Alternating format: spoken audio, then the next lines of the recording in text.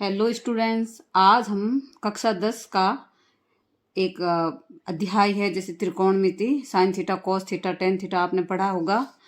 उससे रिलेटेड एक चैप्टर करते हैं। वास्तव में त्रिकोणमिति को क्या करता है, यूं सुन के साइन थीटा कॉस थीटा को देख के बच्चे डर जाते हैं, तो इसको डरेंगे नहीं। आज हम इसको शुरुआत से करेंगे। त्रिकोणमिति का मतलब होता है तीन कोणों का मापन। इसके नाम में इसका अर्थ छुपा है। अब तीन कोण क्या है, किससे रिलेटेड है, तो ये त्रिकोणमिति बनी भी एक समकोण त्रिभुज को लेके है। अब समकोण त्रिभुज क्या होता है? समकोण त्रिभुज ऐसा त्रिभुज जिसमें एक एंगल जो होता है, एक कोण जो होता है वो होता है 90 डिग्री। बाकी जो दो एंगल बचे, दो कोण बचे, वो दोनों होंगे 90 से छोटे छोटे। अब इनका ये मतलब बाकी वाली 90 डिग्री है। इस 90 डिग्री के आधार पर हम बाकी वाली भुजाओं को क्या नाम देंगे? तो आपने एक पाइथागोरस प्रमेय का नाम सुना होगा। पाइथागोरस एक बहुत बड़े गणितज्ञ थे। उन्होंने समकोण त्रिभुज से लेके कुछ चीजें निकाली। क्या निकाली? जैसे ये 90 डिग्री के जो सबसे सामने वाली भुजा होती है, इसके जस्ट सामने वाली इस त्रिभुज की सबसे बड़ी भुजा होती है, इसको हम कर्ण बोलते हैं। और जो खड़ी भुजा होती है इसको लंब बोला जाता है। और जिसके ऊपर पूरा त्रिभुज टिका हुआ है वो आधार होता है। अब पाइथागोरस प्रमेय उन्होंने क्या निकाला? इन तीनों भुजाओं का संबंध क्या निकाला? कर्ण स्क्वायर, कर्ण का वर्ग बराबर होता है लंब के वर्ग और आधार के वर्ग के बराबर। ये शायद आपने पढ़ा है, पिछली कक्षाओं में आ भी चुका है। ये तो था भुजाओं का संबंध। अब उन्होंने आपस में कोणों का संबंध कैसे निकाला? जैसे अपने पास हम इनके नाम ले लेते हैं ए बी सी। अपने को जैसे ये कोण बी है, इस कोण बी का इन भुजाओं के साथ संबंध क्या है? तो इसको हमने जैसे एक मान दे दिया थीटा। अब ये थीटा क्या चीज है तो हम इसका निकालते हैं। ये अपने पास में पाइथागोरस ये त्रिकोणमिति के कुछ सूत्र कैसे फाइंड हुए वो बताती हूँ। अब इसमें क्या है, जैसे अपने पास में कर्ण है और लंब है, इन दोनों का संबंध है लंब बटा कर्ण। दूसरा है आधार बटा कर्ण। तीसरा है लंब बटा आधार। इन तीनों भुजाओं का आपस में हमने रेशियो कहो, अनुपात कहो या संबंध कहो, कैसे निकाला? तो इस थीटा से इसका क्या संबंध हुआ? जैसे लंब बटा कर्ण है, लंब बटा कर्ण, तो इसको इन्होंने नाम दिया साइन थीटा। और फिर आधार बटा कर्ण है, इसका नाम दिया इन्होंने कोस थीटा। और लंब बटा आधार जो है उसका नाम दे दिया इन्होंने लंब बटा आधार। लंब बटा आधार को नाम दे दिया टेन थीटा। अभी ये मेन जो तीन एंगल होते हैं, sign theta, cos theta, tan theta, इस तरीके से इन्होंने इसको आपस में संबंध स्थापित किया भुजाओं के और एंगल के बीच का। अब अपन पढ़ते हैं आगे तीन थीटा साइन थीटा का।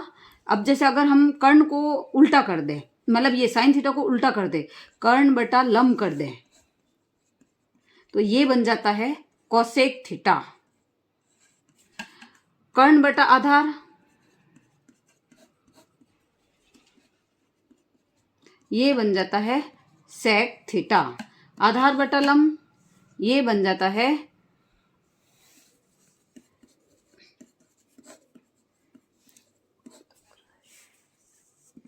आधार बटा लंब को बोलेंगे हम कोट थीटा।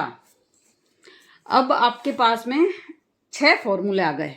लंब, ये sine theta, cos theta, tan theta, cosec theta, sec theta, cot theta. अब इसको एक याद करने की ट्रिक बताती हूँ। क्या ट्रिक होती है? हमने जब पढ़ा था उस टाइम हमको भी हमारे टीचर्स ने बताया था। क्या याद करना है? लाल बट्टा कक्का। अब लाल बट्टा कक्का क्या चीज है? तो इसको हम नाम दे देते जैसे लाइन से। ये नाम आ गया साइन, ये आ गया कोस, ये आ गया ये अपने tan theta. Sine theta L बट्टा के, एल मतलब लंब बट्टा के, तो साइन थीटा एल बटा के लंब बटा कर्ण। याद करने का एक फॉर्मूला है, आराम से याद हो जाता है। फिर कोस थीटा ए बटा के मतलब आधार बटा कर्ण। और टेन थीटा एल बटा ए लंब बटा आधार।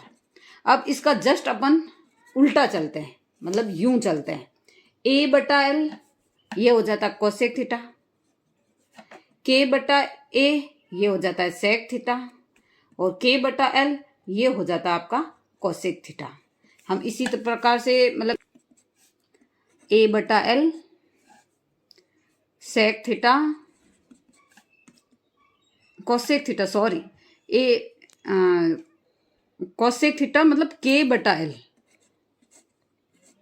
सेक थीटा के बटा ए, और टेन थीटा का जस्ट उल्टा होता है कोट थीटा। मैंने यहाँ पे भी गलती कर दी लिखने में, ये कोट थीटा है, तो ये हो गए आपके कोट थीटा ए बटा एल। अभी जैसे अपने पास में लाल बटा कक्का से हमने sin cos tan theta cosec sec cot theta इन सबको एक याद करने का तरीका जान लिया। इसके अलावा ये भी ध्यान रखो कि साइन थीटा जो होता है 1 बटा कोसेक थीटा के बराबर होता है, मतलब ये इसका जस्ट उल्टा होता है। साइन थीटा 1 बटा कोसेक थीटा, या यूं लिख सकते हो कोसेक थीटा जो होता है 1 बटा साइन थीटा के बराबर होता है, मतलब जस्ट इसका उल्टा। जैसे साइन थीटा की वैल्यू है आपके पास में ये √3 बटा 2, तो कोसेक थीटा की वैल्यू क्या होगी 2 बटा √3। समझ में आ गया ना? चलो ठीक है। अब आगे बाद में है कॉस थीटा। कॉस थीटा जो होता है वो कॉस थीटा का जस्ट उल्टा होता है सेक थीटा, तो इसको हम लिखेंगे 1/सेक थीटा, और सेक थीटा को वापस लिख सकते हैं, क्या लिख सकते हैं 1 बटा कोसेक थीटा, 1 बटा कॉस थीटा। टेन थीटा को 1 बटा कॉट थीटा लिख सकते हैं, और कॉट थीटा को 1 बटा टेन थीटा लिख सकते हैं। ठीक है स्टूडेंट्स, आज हमने एक खाली परिचय देखा है।